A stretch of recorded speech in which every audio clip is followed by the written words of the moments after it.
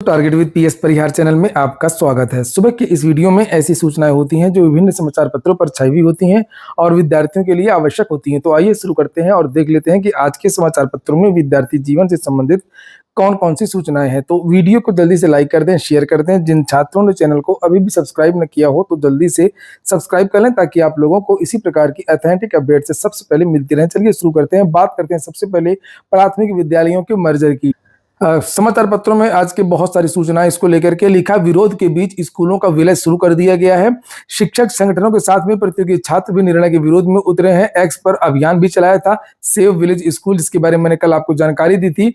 लिखा, प्रदेश के परिषदीय विद्यालयों के विलय पेयरिंग के विरोध के बीच इसकी प्रक्रिया गति पकड़ रही है। इसके तहत गोरखपुर में एक विद्यालय के विलय का आदेश भी जारी कर दिया गया है। वहीं शिक्षक संगठनों के साथ प्रतियोगी छात्र भी इसके विरोध में उतर आए। बुधवार को उन्होंने एक्स पर सेव विलेज स्कूल के नाम से व्यापक अभियान चलाया था। बेसिक शिक्षा विभाग की ओर से छात्र शिक्षक अनुपात बेहतर करने की कवायद के बीच पिछले दिनों कम छात्र संख्या वाले स्कूलों के बच्चों को पास के स्कूलों में शिफ्ट करने का निर्देश जारी किया गया है। इसे लेकर जिलों में काफी तेजी से कवायद चल रही है। इसी क्रम में गोरखपुर में प्राथमिक विद्यालय मिर्जवा बाबू को प्राथमिक विद्यालय रउतैनिया बाबू से पेयरिंग करने की संस्तुति दे दी गई है। बीटीसी संघ के प्रदेश अध्यक्ष नीतीश पांडे, डीएलएड मोर्चा के प्रदेश उपाध्यक्ष राहुल यादव ने स्कूलों के विलय का विरोध करते हुए कहा है कि इस निर्णय से ग्रामीण क्षेत्र के नौनिहालों को शिक्षा से वंचित रहना पड़ेगा। उन्होंने कहा कि यह आरटीआई एक्ट का भी उल्लंघन है। अगर सरकारी स्कूलों में नामांकन घट रहा है तो इसका समाधान शिक्षक और संसाधन बढ़ाकर के किया जाए, ना कि स्कूलों का विलय करके शिक्षकों के खाली पदों को भरा जाए। इसी क्रम में उत्तर प्रदेशी प्राथमिक शिक्षक संघ के प्रदेश अध्यक्ष विनय तिवारी और प्रदेश महामंत्री उमाशंकर सिंह ने सरकार से छात्र शिक्षा शिक्षक को प्रभावित करने वाले इस निर्णय को तुरंत वापस लेने की बात की है और साथ ही ये कहा है कि ऐसा न करने पर संघ बड़े आंदोलन के लिए बाध्य होगा। उन्होंने कहा कि प्राथमिक विद्यालयों की 1 किलोमीटर की परिधि में किसी भी प्राइवेट स्कूल को मान्यता न देने का प्रावधान है, फिर भी विभागीय अधिकारी नियमों का उल्लंघन कर रहे हैं। सरकार पहले अभियान चला करके गैर मान्यता प्राप्त विद्यालयों को बंद करे। वहीं पर लिखा है कि विशिष्ट बीटीसी शिक्षक वेलफेयर एसोसिएशन के प्रांतीय अध्यक्ष संतोष तिवारी ने भी मुख्यमंत्री को इसके विरोध में पत्र लिखा है। सुनिए विशु यादव का ये वीडियो। उत्तर प्रदेश सरकार द्वारा 27,000 से ज्यादा सरकारी स्कूलों को बंद करने का फैसला लिया जाना कहीं न कहीं तानाशाही को दर्शाता है। आप सभी इस बात को जानते हैं, पूरा देश प्रदेश इस बात को जानता है कि सरकारी स्कूलों में गरीब मजदूरों के बच्चे पढ़ने जाते हैं और इस फैसले के बाद जो सरकारी स्कूल पहले 1 से 3 किलोमीटर की दूरी पर हुआ करते थे, इस फैसले के बाद वो स्कूल 5 से 6 किलोमीटर की दूरी पर हो जाएंगे। मुझे आप ये बताओ कि क्या ये सरकार प्राइमरी में जो सरकारी स्कूलों में बच्चे पढ़ने जाते हैं उनके लिए कोई बस की व्यवस्था की है, कोई साधन की व्यवस्था की है? फिर वो गरीब के बच्चे कैसे उतना दूर पढ़ने जाएंगे? दूसरा चीज़ ये कि सरकारी स्कूलों में बच्चे न आने के कई कारण हैं। 7 साल से नई प्राथमिक शिक्षक भर्ती नहीं आई है, नए टीचरों का, नए अध्यापकों का चयन नहीं हुआ है। 7 साल से कोई भर्ती नहीं आई है। तो जिस स्कूल में टीचर नहीं रहेंगे, कौन माँ बाप, कौन अभिभावक अपने बच्चों को पढ़ने के लिए भेजेगा? तो सरकार कहीं न कहीं जो कमियां हैं उसको सुधारे। 27,000 से ज़्यादा स्कूल बंद किया जाना कहीं न कहीं एक तानाशाही निर्णय है। मीडिया के हवाले से अलग अलग प्रकार की सूचनाएं आ रही हैं। कहीं पर बताया जा रहा है कि 5,000 से ज्यादा विद्यालय बंद होंगे, उनका विलय होगा। कहीं पर 27,000 के बारे में जानकारी दी जा रही है। TV9 की एक रिपोर्ट है जिसके हवाले से ये कहा जा रहा है कि इससे पदों में कटौती भी होगी, शिक्षकों के पदों में कटौती भी होगी। नई शिक्षक भर्ती पर संकट आ सकता है। विलय को लेकर के जो अपर मुख्य सचिव हैं दीपक कुमार, इन्होंने आदेश जारी किया था। उत्तर प्रदेश में परिषदीय विद्यालयों की संख्या लगभग 1,32,000 है। ये भी TV9 ने लिखा हुआ है कि 65,000 शिक्षक भर्ती इस साल प्रस्तावित थी, अब उस भर्ती में पूरी तरीके से संकट आ गया है। ये देखिए, केवल एक जिला लखनऊ के ही 445 विद्यालयों का विलय होगा और यहाँ पर नीचे लिखा हुआ है यूपी में इस साल 65,000 शिक्षकों की भर्ती प्रस्तावित थी, अब स्कूलों के विलय की कवायद शुरू हो गई है। तो ऐसे में नई शिक्षक भर्ती पर संकट मंडराता हुआ दिख रहा है। माना जा रहा है कि स्कूल मर्ज किए जाने से वहां पढ़ा रहे शिक्षकों को भी खाली पड़े पदों पर समायोजित कर दिया जाएगा और इससे शिक्षकों के खाली पड़े पदों पर पुराने शिक्षकों की तैनाती हो जाएगी। जहां पर शिक्षक नहीं थे वहां पर शिक्षक मिल जाएंगे। जो विद्यालय बंद हो गए वहां के शिक्षकों को वहां भेज दिया जाएगा। समायोजन के बारे में पहले से ही चर्चाएं थी। अन्य समाचार पत्रों में भी इसको लेकर के जानकारी दी गई है। स्कूलों के मर्जर के खिलाफ छात्रों ने मुहिम छेड़ दी है। परिषदीय स्कूलों के पेयरिंग के आदेश के खिलाफ डीएलएड प्रशिक्षित बेरोजगार छात्रों ने मुहिम छेड़ दी है और 7 साल से प्राथमिक स्कूलों में सहायक अध्यापक भर्ती का इंतजार कर रहे इन बेरोजगारों को डर लग रहा है स्कूलों के मर्जर के बाद शिक्षकों के रिक्त पदों की संख्या कम हो जाएगी। बुधवार को अभ्यर्थी, जब विद्यालय ही बंद हो जाएंगे बहुत सारे, तो वहां शिक्षक कैसे रहेंगे। अभ्यर्थियों ने सोशल मीडिया साइट एक्स पर सेव स्कूल विलेज हैशटैग के साथ में अभियान चलाया, जिस पर 1,11,000 से अधिक लोगों ने प्रतिक्रिया दी। मैंने आप लोगों को रात में दिखाया था, हैशटैग 1,43,000 से ज्यादा लोगों ने ट्वीट किया था। ये आप लोग अभी भी देख सकते हैं, ये देखिए 1,43,000 ट्वीट। लिखा है कि डीएलएड मोर्चा के विशु यादव के नेतृत्व में युवाओं ने इस फैसले का विरोध किया। बीटीसी डीएलएड के राहुल यादव, जिनकी भी गिरफ्तारी हुई थी धरना को लेकर के, छात्रों ने बुधवार को प्रयागराज में आप सांसद संजय सिंह के सर्किट हाउस में मुलाकात की। इस दौरान छात्रों ने बताया कि परिषदीय विद्यालयों में 2018 के बाद भर्ती नहीं आई है और इन रिक्त पदों को भरने की बजाय प्रदेश सरकार विद्यालयों को ही बंद करने जा रही है। हालांकि ये जो प्रक्रिया है ये आज की नहीं है, बहुत पहले से ही चर्चाएं चल रही थी। 2024 नवंबर में, अगर आपको याद आ रहा हो, सरकार की तरफ से सफाई दी गई थी कि प्रदेश में कोई भी विद्यालय बंद नहीं होगा। अगली जो सूचना है वो टीजीटी पीजीटी की है। जो हाल प्राथमिक का है वही हाल टीजीटी पीजीटी और एलटी ग्रेड का है। सरकार कोई भी शिक्षक भर्तियां नहीं कर रही है, चाहे वो असिस्टेंट प्रोफेसर भर्ती भी क्यों ना हो।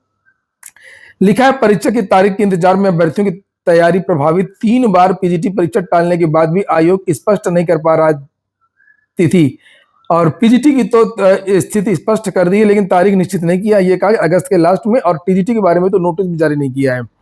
इसको लेकर के कई बार धरना प्रदर्शन भी हो चुका है। लिखा 3 बार प्रवक्ता व 2 बार प्रशिक्षित स्नातक। टीजीटी परीक्षा स्थगित होने के कारण परीक्षा तिथि को लेकर के असमंजस में फंसे अभ्यर्थियों की तैयारी प्रभावित हो रही है। हालांकि उत्तर प्रदेश शिक्षा सेवा चयन आयोग अगले सप्ताह परीक्षा की तारीखों पर कोई निर्णय ले सकता है। टीजीटी पीजीटी परीक्षा के लिए 13,19,000 विद्यार्थियों ने आवेदन किया है। ये अभ्यर्थी 3 साल से परीक्षा का इंतजार कर रहे हैं। पीजीटी के 624 पदों पर भर्ती के लिए लिखित परीक्षा अगस्त के अंत में प्रस्तावित है, लेकिन आयोग परीक्षा की स्थिति स्पष्ट नहीं कर पा रहा। ये वो विद्यार्थी हैं ज्यादातर जो केवल एक ही भर्ती की तैयारी करते हैं। टीजीटी पीजीटी के विद्यार्थी टीजीटी पीजीटी की ही तैयारी करते हैं, दूसरी भर्ती में आवेदन नहीं कर सकते हैं। उसके कई कारण होते हैं, क्योंकि कुछ लोग कमेंट कर रहे थे कि ये किसी और भी भर्तियां निकल रही हैं वहां पर ट्राई करें। पहली बात तो उत्तर प्रदेश में कोई भर्ती नहीं आ रही है जिनकी उम्र ज्यादा है। और ये टीजीटी पीजीटी के बारे में बात करें तो टीजीटी पीजीटी का सिलेबस ही इस तरीके का है कि ये विद्यार्थी लेखपाल, पीसीएस और अन्य भर्ती में आवेदन नहीं कर पाते हैं, क्योंकि इसमें खास तौर से सब्जेक्ट की तैयारी करनी पड़ती है।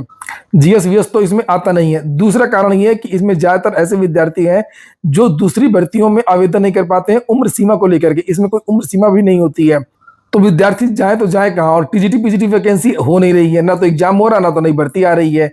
लिखा है यहाँ पर टीजीटी के 3,529 पदों पर भर्ती के लिए 21-22 जुलाई को प्रस्तावित टीजीटी परीक्षा भी टलने के पूरे आसार है। मंगलवार को मां धरने के बावजूद आयोग ने परीक्षा तिथि को लेकर के स्थिति स्पष्ट नहीं की है। भर्ती राजेश कुमार बालाजी, अनिल चौधरी, सिंहासन सिद्धू, संदीप कुशवाहा, अजय अवस्थी, प्रवेश श्रीवास्तव, शिवानी सिंह और प्रियंका रमेश आदित्य का कहना है कि बार बार परीक्षा टलने के कारण अभ्यर्थी मानसिक रूप से परेशान है। इसी वजह से परीक्षा से संबंधित तैयारी भी प्रभावित हो रही है। तैयारी क्या, बेचारे बच्चे सब कुछ पढ़ चुके हैं, 2-2 बार 3-3 बार, अब उनको बस केवल एग्जाम चाहिए। लिखा है आयोग के सूत्रों का कहना है, यहां पर लिखा है आयोग के सूत्रों का कहना है कि टीजीटी पीजीटी परीक्षा की नई तारीखों पर जल्द ही फैसला होने की उम्मीद है। अगले हफ्ते आयोग इस मसले पर बैठक बुला सकता है। तो अब इसकी जो तारीखें एग्जैक्ट पीजीटी की और टीजीटी की, ये आपको अगले हफ्ते लिखा है देखने को मिल जाएंगी। यही हाल जीआईसी एलटी को लेकर के भी है। लिखा है एलटी ग्रेड शिक्षक भर्ती के लिए निदेशालय पर धरना आज। अभी 2 दिन पहले उत्तर प्रदेश लोक सेवा आयोग में गए थे विद्यार्थी युवा मंच के नेतृत्व में, और यहाँ पर दूसरा जो छात्र संगठन है वो शिक्षा निदेशालय जा रहा है स्थिति स्पष्ट करने को लेकर के कि आखिरकार जो विषयवार और आरक्षणवार जो अधियाचन है वो कब तक लोक सेवा पहुंचेगा, जो आरक्षण का विवाद है वो कब तक सॉर्ट आउट होगा। यहाँ पर ये देखिए, बुधवार को कारपेंटर चौराहा पर प्रतियोगी छात्र मोर्चा के कार्यालय में हुई बैठक में निर्णय लिया गया कि इस मुद्दे पर शिक्षा निदेशालय पर 19 जून को धरना प्रदर्शन किया जाएगा। तो आज ये विद्यार्थी शिक्षा निदेशालय पर धरना प्रदर्शन करेंगे। अगली सूचना है आईईआरटी प्रवेश परीक्षा के एडमिट कार्ड कल जारी हो जाएंगे। UP triple SC x technician भर्ती के अभिलेख सत्यापन 16 जुलाई से होंगे। कल यूपी ट्रिपल एससी ने 3 नोटिस जारी की थी, एक डेंटिस्ट की, एक एक्स टेक्नीशियन की, एक पुरानी भर्ती कंप्यूटर ऑपरेटर की। राजस्थान कर्मचारी चयन बोर्ड से ग्राम विकास अधिकारी वीडियो की भर्ती है। 850 पदों पर 4 जुलाई इसकी लास्ट डेट। 18 से 40 के बीच के युवा आवेदन कर सकते हैं। नितिन गडकरी ने एक अच्छा काम किया है और केंद्रीय परिवहन मंत्री हैं। लिखा 3000 में 1 साल के लिए फास्टैग 15 अगस्त से ये योजना शुरू हो जाएगी। ये जो व्यक्तिगत वाहन है, कार वगैरह, इसमें अगर आप लोग ये फास्टैग लगवा लेंगे तो जो नेशनल हाईवे हैं नेशनल हाईवे में 1 साल तक आपको कोई पैसा नहीं देना होगा, लेकिन ये केवल 200 टोल टैक्स के लिए है। लेकिन निजी वाहनों के लिए सरकार की टोल की नई योजना के तहत 15 अगस्त से 3,000 रुपए में सालाना फास्टैग मिलेगा। पास शुरू होने की तारीख से 1 साल के 200 यात्रा जो भी पहले हो के लिए वैध रहेगा। सीमा पूरी होने पर फास्टैग फिर से खरीद सकेंगे, भले ही 1 साल की वैधतावधि खत्म न हुई हो। काफी इसका विरोध हो रहा था, क्योंकि भारत में नेशनल हाईवे में जो टोल है वो बहुत ज्यादा लगता था। 200-200 रुपए, 300-300 रुपए, 150-150 रुपए, 50-50 किलोमीटर में जरा-जरा सी दूरी पर लोगों को चुकाने होते थे और अक्सर लोग नितिन गडकरी को ट्रोल भी करते रहते थे।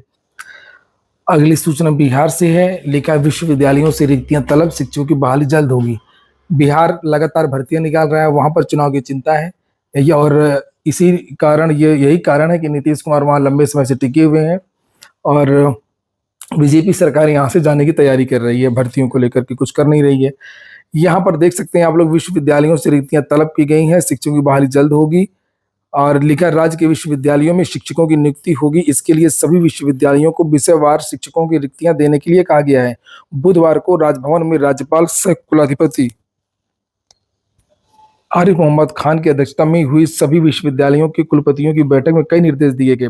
सभी कुलपतियों को शिक्षकों की आवश्यकताओं के संबंध में समेकित रिक्ति भेजने के लिए कहा गया ताकि आवश्यकता अनुसार अतिथि शिक्षकों की नियुक्ति की जा सके। रिक्ति के आधार पर नियमित नियुक्ति भी होनी है।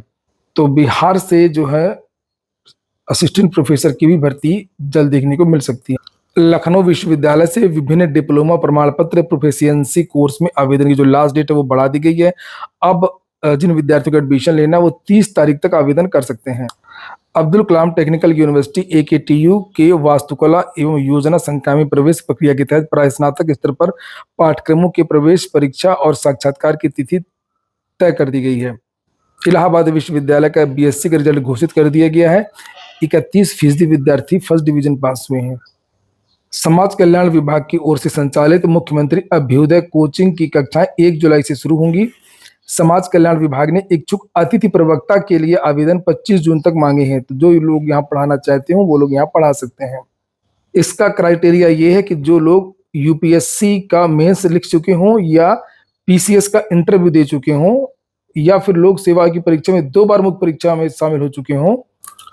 कुछ अन्य योग्यताएं भी लिखी हैं, अगर ये है तो आप लोग यहाँ पर आवेदन कर सकते हैं।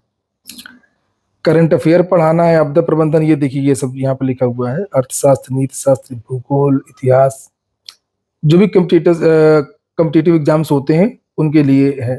आज के वीडियो में इतना ही। पूरा वीडियो सुनने के लिए बहुत बहुत धन्यवाद।